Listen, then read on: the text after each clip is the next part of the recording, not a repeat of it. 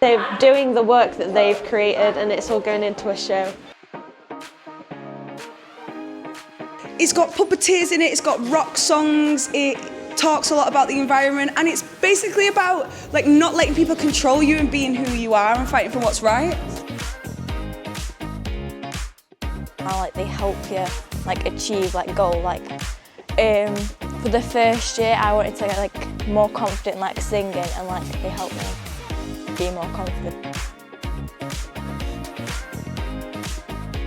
Does that look good?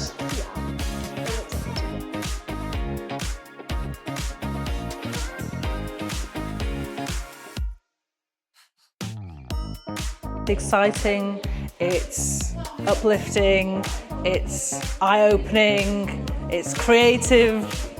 Yeah, it's great. It all comes together at the end and it's really good. It's going to be amazing. It's at the Empire Glossop. Next Monday, 11th of August. Please come, we want to see you there.